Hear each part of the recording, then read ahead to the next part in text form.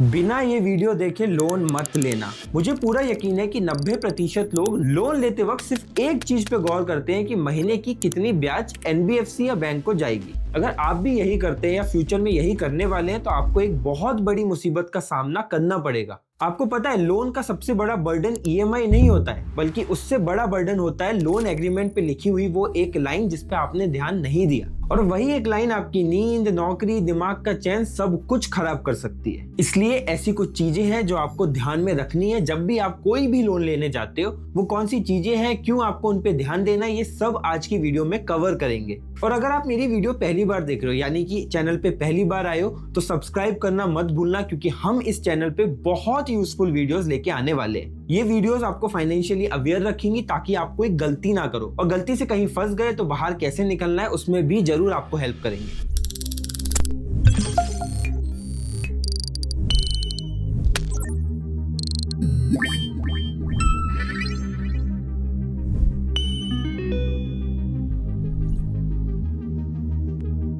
अब मुद्दे पे आते हैं, कौन सी वो लाइन, कौन से वो क्लॉज की मैं बात कर रहा हूँ। देखो, जब भी आप लोन लेते हैं तो लोन एग्रीमेंट में बहुत सारे क्लॉजेस लिखे होते हैं जिनको हम टर्म्स एंड कंडीशन भी बोल सकते हैं, जिनको आप बिना पढ़े सीधे साइन करते हो। जिस चीज की मैं बात कर रहा हूँ वो भी लोन एग्रीमेंट का एक क्लॉज ही है जिसका नाम है एक्सीलरेशन क्लॉज। ये क्लॉज बैंक को ये हक देता है कि अगर आपने लोन एग्रीमेंट का कोई भी क्लॉज तोड़ा तो बैंक आपके लोन की डेडलाइन फास्ट फॉरवर्ड करके आज की डेट तक ले आएगी। मतलब मान लो अगर 1 साल की टाइमलाइन थी लोन रीपेमेंट करने की, बट आपने कोई क्लॉज तोड़ा तो बैंक आपको कहेगी कि आपको पूरा लोन कल तक ही भरना है। इसका मतलब है बैंक आपका लोन इमीडिएटली पेएबल मांग सकता है, और अगर आपने ऐसा नहीं किया 90 डेज के अंदर तो उसको एनपीए में डाल देगा। एनपीए मतलब नॉन परफॉर्मिंग एसेट। इससे हर कोई डरता है और आपको भी डरना चाहिए। देखो, जब लोन एक्सेलरेट होता है, दैट इज फास्ट फॉरवर्ड में डाला जाता है, तो आप बैंक को ये नहीं कह सकते कि अगले महीने की किस्त में ले लेना, क्योंकि बैंक अब चढ़ के कहेगा अब अगले महीने की किस्त का इंतजार नहीं होगा, आपको पूरा लोन अभी के अभी भरना पड़ेगा, वरना लीगल एक्शन होगा।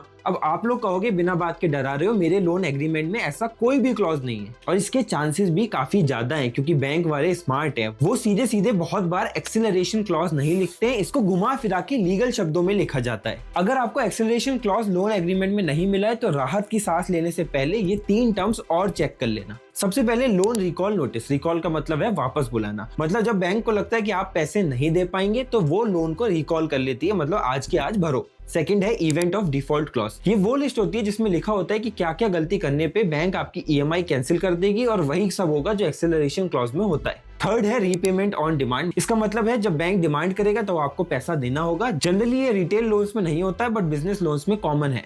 अब सवाल आ रहा होगा ये क्लॉज हर लोन एग्रीमेंट में क्यों है। समझाता हूँ, बहुत ध्यान से सुनना। देखिए, बैंक को अपना पैसा सेफ चाहिए। उन्हें जरा भी शक हुआ कि आप लोन रीपेमेंट नहीं कर पाओगे तो वो नहीं चाहते कि वो कोर्ट के सालों साल चक्कर काटे। वो चाहते हैं कि अगर कोई डिफॉल्ट हो तो वो सीधे सीधे पूरा पैसा मांगे, चाहे वो आपका घर नीलाम करके आए या फिर गाड़ी। मतलब अपना नुकसान रिकवर करना चाहते हैं। ये बैंक के लिए एक सेफ्टी नेट है, बट आपके लिए ट्रैप हो सकता है। अब ट्रैप से बचा कैसे जाए समझेंगे, लेकिन पहले समझते हैं कि ये क्लॉज वर्क कैसे करता है। आप सोचोगे कॉमन है, ईएमआई मिस कर दी तो ये क्लॉज लग जाएगा, बट सिर्फ इतना सिंपल नहीं है। बताता हूँ पूरा प्रोसेस। सबसे पहले जो आप सोच भी रहे होगे, मिसिंग 3 ईएमआईज। आरबीआई के रूल्स के अकॉर्डिंग अगर आपने 90 डेज तक कोई भी पैसा नहीं दिया है तो बैंक आपको डिफॉल्ट कैटेगरी में डाल सकता है। Second, property transfer. वो प्रॉपर्टी जिसके अगेंस्ट आपने लोन लिया है, घर हो सकता है, दुकान हो सकती है, अगर आपने बिना बैंक को बताए वो किसी रिश्तेदार को, किसी दोस्त को ट्रांसफर करी तो बैंक को पूरा हक है कि वो आपके लोन को एक्सेलरेट कर सकता है। थर्ड है इंश्योरेंस लैप्स। अगर आपने घर गाड़ी का इंश्योरेंस रिन्यू नहीं कराया है तो बैंक को लगता है कोलेटरल अब खतरे में है तो एक्सेलरेट करना चाहिए।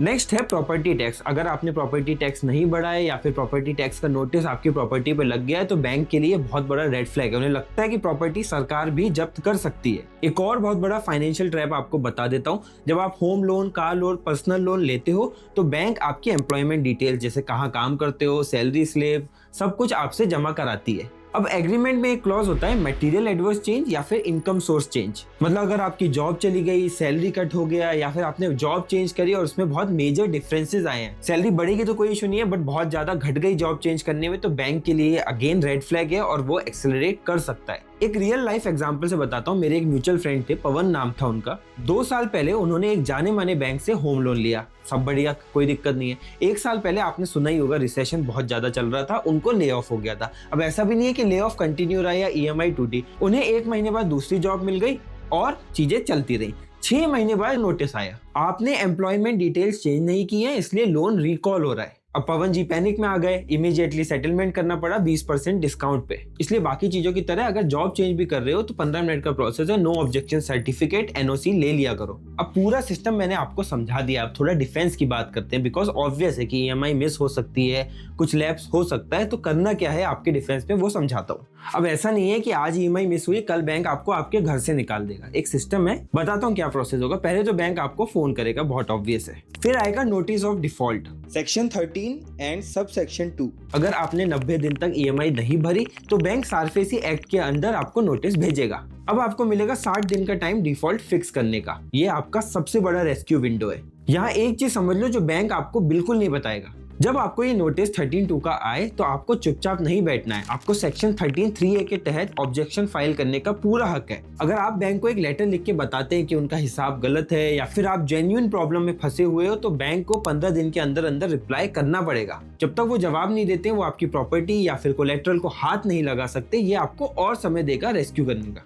अब अगर 60 दिन के बाद भी बात नहीं बनी तो बैंक लीगल पोजेशन का प्रोसेस शुरू करता है। बहुत अच्छे से आपको पूरा सिस्टम समझ में आ गया होगा। अब बात करते हैं नेगोशिएशंस की, जो सबसे इंपॉर्टेंट पार्ट है कि अगर आप फंस गए हो तो नेगोशिएशंस कैसे करने हैं। सबसे पहली बात, रिटेल बोरोअर जैसे कि आप, मैं, हम बैंक को ये नहीं बोल सकते कि लीगल टेम्पलेट को एडिट कर दो, ये क्लॉज रख लो, ये हटा लो। लेकिन आप ये जरूर चेक कर सकते हो कि आपका एनपीए कब डिक्लेयर होगा। याद रहे, मैंने पहले भी बताया, आरबीआई के नॉर्म्स के अकॉर्डिंग 90 डेज होता है। लोन एग्रीमेंट पे साइन करने से पहले लोन फाइल अच्छे से चेक कर लें। अक्सर बैंक एक स्मार्ट मूव यूज करती है, लोन इंश्योरेंस या फिर पेमेंट प्रोटेक्शन प्लान के नाम पे लोन इंश्योरेंस या पेमेंट प्रोटेक्शन प्लान के पैसे भी काट लेते हैं और आप लोग इसे फाइल चार्ज समझकर भूल जाते हैं। और अगर ले भी रहे हो तो अच्छे से चेक करना। बीमारी या एक्सीडेंट के केस में बहुत बार ये इंश्योरेंस कंपनी आपकी ईएमआई भरती है, मतलब कुछ समय के लिए लोन मुफ्त में क्लियर हो सकता है, बस आपको क्लेम लेना आना चाहिए। बाकी अगर नोटिस आ जाए तो घबराइए मत, चुपचाप मत बैठिए, बैंक से लोन रीस्ट्रक्चरिंग या फिर टेन्योर एक्सटेंशन की बात कीजिए। टेन्योर एक्सटेंशन समझ ही गए होगे, लोन की ड्यूरेशन बढ़ेगी ताकि ईएमआई थोड़ी कम हो और आप पे दबाव कम हो। और अगर जॉब चली गई है या फिर बहुत बड़ी मेडिकल इमरजेंसी आ गई है तो बैंक से मॉरेटोरियम यानी कुछ महीने की छूट मांगिए। बेसिकली बैंक से सच बोलिए, वो आपके दुश्मन नहीं है, उन्हें बस उनका पैसा सिक्योर चाहिए। अगर आप वो दिखाओगे कि उनका पैसा सिक्योर है, आपके अंदर इंटेंशन है पे बैक करने की, तो वो आपकी मदद ही करेंगी। तो दोस्तों, भारत में 90% लोग बिना कुछ पढ़े, कोई लोन एग्रीमेंट, कोई क्लॉज पढ़े लोन ले लेते हैं, बाद में पछताते हैं और उन्हें समस्याओं का सामना करना पड़ता है। ये वीडियो इसलिए ही मैंने बनाई कि आप ये गलती ना करें। अपने उन दोस्तों को, रिश्तेदारों को भी शेयर करें जिनके पास या तो लोन है या फिर वो लोन लेने वाले हैं और उनकी मदद होगी। चैनल को सब्सक्राइब जरूर कर लीजिएगा। कुछ डाउट है तो कमेंट सेक्शन में लिख दीजिएगा और stay safe and stay aware.